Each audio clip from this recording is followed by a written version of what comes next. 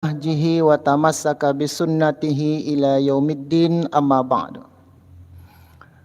Kaum muslimin dan kaum muslimat, sidang jamaah salat zuhur yang dirahmati Allah Subhanahu wa taala. Pada pertemuan yang lalu kita sudah bahas apa yang harus dilakukan oleh seseorang yang jika diberikan amanah memimpin oleh Allah Subhanahu wa taala.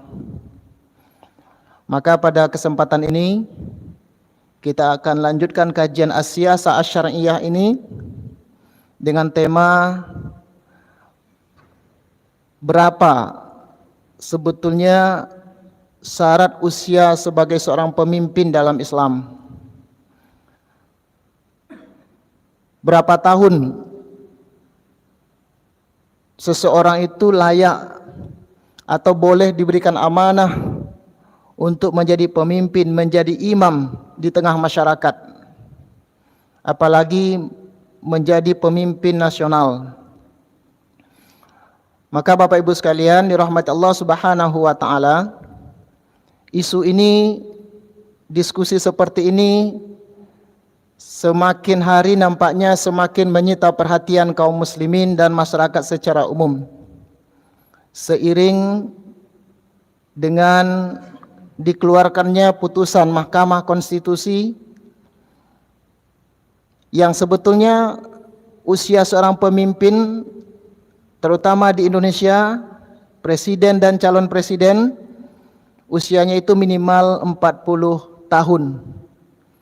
Karena barangkali oleh orang yang membuat aturan dahulu dianggap 40 tahun adalah masa yang paling bagus, masa yang dianggap seseorang sudah matang untuk menjadi pemimpin negara. Namun akhirnya dalam waktu yang sama Mahkamah Konstitusi juga memberikan peluang bagi orang yang belum berusia 40 tahun itu bisa menjadi pemimpin di Indonesia, dengan syarat mereka pernah dipilih, mereka pernah menjadi kepala daerah melalui pemilihan umum. Bapak-Ibu sekalian, di dalam Islam sebetulnya usia muda atau usia minimal untuk menjadi pemimpin itu sebetulnya tidak pernah menjadi bahasan yang sangat serius. Kenapa kaum muslim yang berbahagia? Dalam sejarah Islam misalnya, banyak sekali tokoh-tokoh muda, mereka yang di waktu usia masih muda itu telah diangkat oleh Rasulullah SAW menjadi pemimpin umat waktu itu. Sebut saja misalnya Usamah bin Zaid. Beliau telah diangkat oleh Rasulullah SAW menjadi panglima kaum muslimin. Tahu enggak usia Zaid bin Sabit? Zaid bin Usamah bin Zaid waktu itu usianya adalah 17 tahun. Kalau kita baca sejarah Bapak-Ibu sekalian, ketika 3 panglima perang Islam tewas syahid gugur ketika perang Mu'tah pada abad ke-8, pada tahun ke-8 Hijriah, yaitu Zaid bin Haris, kemudian Ja'far bin Abi Thalib, kemudian Abdullah bin Rawahah gugur dalam pada perang Mu'tah melawan 200.000 koalisi kaum musyrikin dari Romawi. Maka tidak lama setelah itu Rasulullah mengangkat Usamah bin Zaid yang waktu itu usianya 17 tahun untuk menjadi panglima perang muslim. Kemudian Ja'far bin Abi Thalib sendiri ketika syahid itu usianya adalah 33 tahun. Kemudian yang paling legendaris, yang paling dicatat oleh sejarah, Muhammad Al-Fatih, seorang anak muda menjadi panglima perang dan berhasil menaklukkan Konstantinopel pada usia beliau 21 tahun.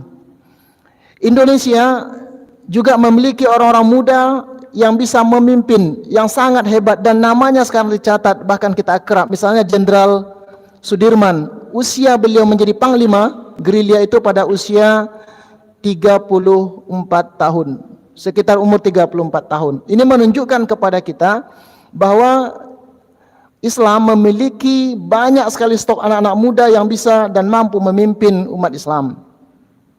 Dalam waktu yang sama juga, Islam juga memiliki betapa banyak tokoh-tokoh senior yang juga berhasil memimpin. Sebutlah Abu Bakar As-Siddiq, Utsman bin Affan radhiyallahu, Umar bin Khattab, mereka adalah tokoh-tokoh senior. Oleh karena itu akhirnya Bapak Ibu sekalian, ketika kita membaca, ketika kita mendiskusikan berapa sebetulnya usia pemimpin dalam Islam, maka para ulama tidak menetapkan batas minimal, tidak menetapkan batas minimal dan juga tidak menetapkan batas maksimal. Yang terpenting dalam Islam adalah sebagaimana yang Allah Subhanahu wa taala nukilkan misalnya dalam surah Al-Qasas ayat 26, dan ini sudah pernah kita sampaikan bahwa syarat utama seorang pemimpin bukan terletak pada usia.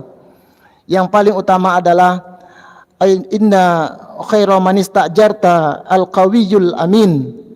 Sesungguhnya yang paling baik kalian serahkan urusan kalian itu, kalian pekerjakan itu, yaitu memiliki kedua syarat, yaitu al-qawiyu, yaitu memiliki kemampuan, yang kedua al-amin, yaitu memiliki integritas.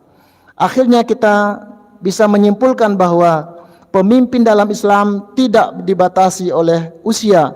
Yang menentukan adalah mampu enggak dia, mampu enggak dia menjalankan amanah.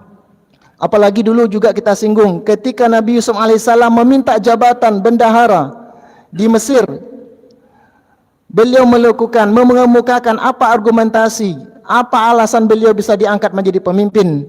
Dan ini Allah ceritakan di dalam surat Yusuf ayat 55, a'udzubillahi minasyaitonirrajim. Qala ja'alni ala khazainil ardh inni hafizun alim. Wahai raja, angkatlah saya sebagai bendahara. Kenapa? Karena saya termasuk hafizun, yaitu orang yang bisa memelihara apa yang dititip pada saya. Kemudian alimun, yaitu mampu untuk melaksanakan amanah yang diberikan kepada saya.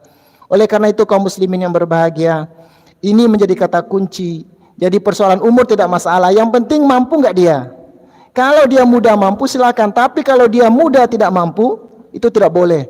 Bahkan kalau tua pun, kalau dia tidak mampu, itu tidak boleh. Oleh karena itu, barangkali dalam momen-momen inilah masanya kita untuk kembali kepada apa sebetulnya dan apa yang mesti diperankan, difungsikan oleh seorang pemimpin, bukan lagi pada usia-usianya ini. Oleh karena itu, kalau kita lihat Bapak Ibu sekalian, syarat-syarat yang disusun oleh para ulama, misalnya Imam Al-Mawardi menulis ada 7 syarat sebagai seorang pemimpin. Yang salah satunya itu adalah kemampuan dia. Yang pertama al-adalah, yaitu memiliki komitmen untuk mendatangkan keadilan, mewujudkan keadilan bagi masyarakat. Yang kedua tentu al-ilmu, yaitu kapasitas memiliki ilmu pengetahuan yang baik terhadap apa yang akan diamanahkan kepadanya. Artinya punya konsep, tidak hanya menjual, membranding dirinya, tidak hanya mengandalkan yang lain, tapi dia harus punya konsep untuk apa dan apa alasan orang bisa memilih mereka. Itu namanya al-ilmu. Kemudian banyak lagi syarat-syaratnya, termasuk di situ adalah asy-syaja'ah, berani, kemudian salamatul a'dha, dan anggota tubuhnya itu lengkap.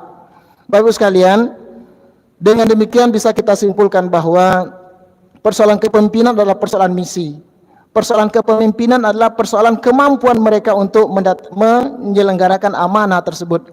Maka dalam buku Al-Mawardi, di awal buku Kitab Al-Ahkam Sultaniyah disebutkan, al-imamatu maudu'atun li khilafatin nubuwah fi hirasatid din wa siyasatid dunya. Tugas utama pemimpin itu sangat berat sekali. Dia harus mampu menjaga agama Allah, dan yang kedua mampu mendatangkan kemaslahatan di tengah masyarakat kita. Maka inilah panduan yang paling utama bagi kita, sehingga dengan demikian insya Allah kita mengerti bahwa persoalan kepemimpinan adalah persoalan kemampuan. Kalau yang muda mampu silakan, tapi kalau dia tidak mampu, ini ada contoh kasus, ya. Kalau mengandalkan muda saja tidak boleh, mengandal usia saja tidak boleh. Dulu ketika meninggalnya Abdullah bin Rawahah di perang Mu'tah, maka bendera Islam itu dipegang oleh salah seorang kaum muslimin. Maka disebutkan kepada prajurit ini, engkau sajalah yang menjadi komando, engkau sajalah yang menjadi pemimpin. Apa jawaban seorang prajurit? Saya belum pantas, Saya belum bisa mengomandai orang, saya belum bisa menjadi pemimpin. Akhirnya apa? Tongkat komando itu diberikan kepada orang yang lebih senior, yaitu Khalid bin Walid radhiyallahu anhu. Oleh karena itu kaum muslimin yang berbahagia, semoga Allah berikan pemahaman kepada kita dan berikan pemimpin yang betul-betul menyayangi rakyat dan disayangi oleh rakyat. Dan pemimpin yang bukan hanya mengandalkan keturunan dia, bukan mengandalkan sumber daya uang, sumber daya koneksi yang ada pada dia, tapi sebetulnya yang diandalkan itu adalah kemampuan dia untuk mengelola negara sehingga tujuan bernegara itu tercapai dengan baik sesuai dengan keinginan syariat Allah Subhanahu wa taala demi kemaslahatan masyarakat secara umum. Barangkali itu yang bisa kita sampaikan pada kesempatan ini. Mudah-mudahan bermanfaat bagi kita semua. Subhanakallahumma wa bihamdik asyhadu an la ilaha illa anta astaghfiruka wa atubu ilaik. Wassalamualaikum warahmatullahi wabarakatuh.